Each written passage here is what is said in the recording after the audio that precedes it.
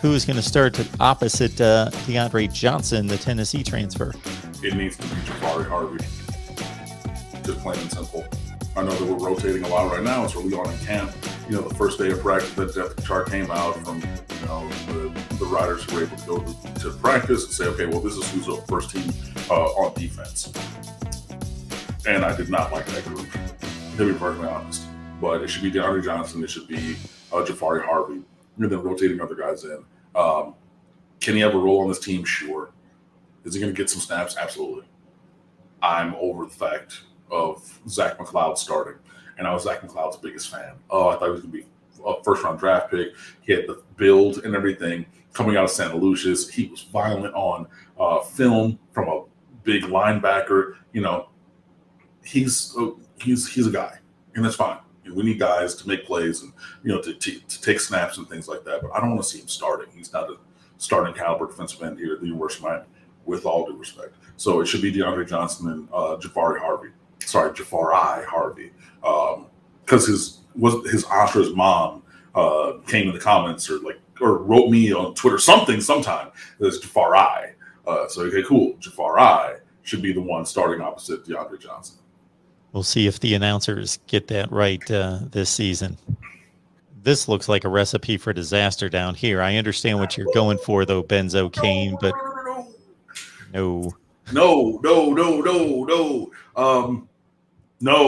No, because if we're taking King out of the game at quarterback, that means you're putting Tyler Van Dyke or Jake Garcia in there because you're not putting Peyton Matoke in there. But intentionally planning, if he's injured and he can't go, fine, take King off the field. But I'm not no, he needs to be. I want him. No.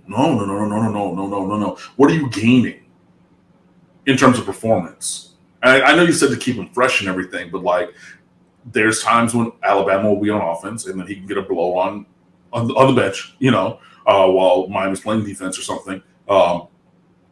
Yeah, I just don't. No. If you have two quarterbacks, you have none. And with all due respect to Jake Garcia and Tyler Van Dyke, who I think both can play here, both have the potential to be starting caliber players or better here at Miami. They need a couple mango seasons. I'm not taking a single snap away from Derek King in favor of those guys, in favor of them this year. Now, Miami's up big, or the converse, which I'm not going to say. But you know what I'm saying? If it's a decisive score line and you want to get some experience, yeah, but intentionally planning, hey, it's the third possession of the first quarter, and it's, 2nd and 6. We're going to just swap out the quarterback for an. Yeah, I don't see a situation where you do that. I just can't fathom what it would be. Even if it's 3rd and 1 and you think you got to you don't have a give me first down. So, or if it's 3rd and 17, you don't want to, unless you're going to say we're punting, therefore Van Dyke is coming in or Garcia, and they're going to hand the ball off. There's no threat of the pass because you don't want them taking a chance putting the ball in. There's just but I don't want them handling the snap either. You know what I mean? I don't. No. If you're going to run that draw, if you're going to run that, that halfback screen, if you're going to, do that, what? Then let Derek King do that. No. It's not even really fair to them. Exactly. You're going to lose it. No. Let them get reps against, we can choose the teams. And again, I get where you're coming from of saying, okay, if he needs to stay fresh and things like that, he's just going to have to manage himself on the sideline or whatever. What was that last question? Somebody had asked, how is Miami going to run the ball against Alabama? That one. Man, we're going to have to scheme something up. And the other thing about it is QB run with Derek King is going to have to be an integral part of that.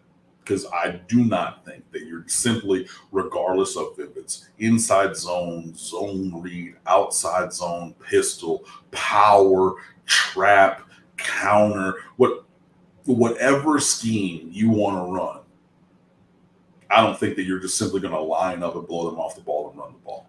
So you're going to have to do something with some misdirection, and you're going to have to use the numbers to your advantage where if I'm Lashley, I'm calling a play, but I give Derek that look, which really means, yeah, we call this pass play, but go make something happen.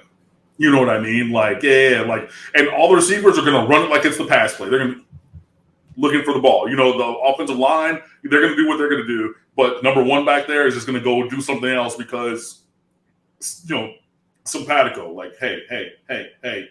You know what I mean? One of those things. Like, you're going to have to use everything that you can, bro.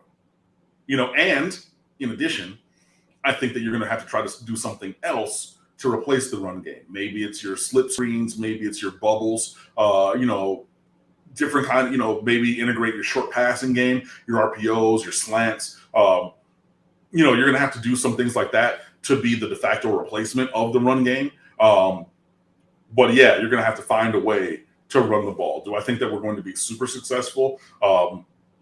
Like that one day when North Carolina was running and still is running all over and through and around and like our defense. I don't think that we're going to have a day like that, but you need to have a day where you're averaging, you know, find a way to be 3.8 yards a carry or more, which is a tough task against them, I know. Let's take it to the interwebs really quickly.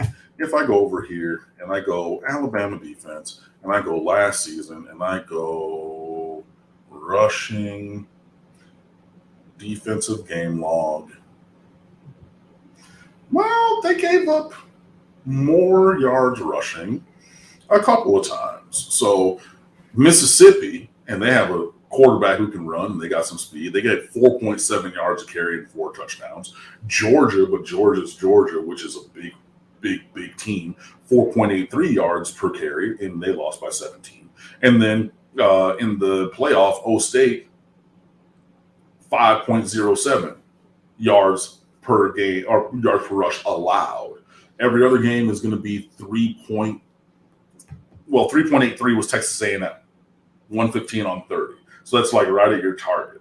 But you need to be that. So, I mean, yeah, you're really looking at like a 4 yards a carry or more. That's a tall task, you know, especially with the history of Miami running against defenses of this caliber.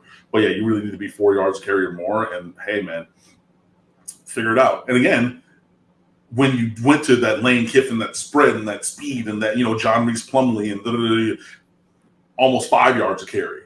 Quarterback heavily integrated in that run game, Jerrion Ely, other guys, you know, even Elijah Moore on a reverse, things like that. You're going to have to do something like that. And we've seen the blueprint to have that kind of impact in the run game. But if you are thinking of the time of your youth, when it would be lined up, I formation, fullback behind the quarterback, tailback behind him, hut, handed on 34 inside dive, and you're going to get 7 yards. Telling you now, that's not how it's going to be against Alabama. So can we? Yes, it's just going to be a little bit different than you might be thinking from the run game. A little bit of hope here would be Ohio State at almost 5.1 yards per carry. They lost Trey Sermon on the first play of the game. So yeah, he was by far their best back. Master Teague is serviceable. So Miami's backs are better than what Ohio State had after they lost Trey Sermon. And I would say for as good as Justin Fields is, I'd say De'Ara King's slightly better runner. They're in the same class. Ohio State's got a much better offensive line than at least what Miami's shown. Yeah. So little column A, little column B, you know, balancing the scales of seeing what's going to happen. Yeah. So, I mean, there are ways that we can employ some schemes and use the talent on the roster to run effectively. But yeah, it's just not going to be directly ahead right at them. I don't think that we have that in us on a consistent basis.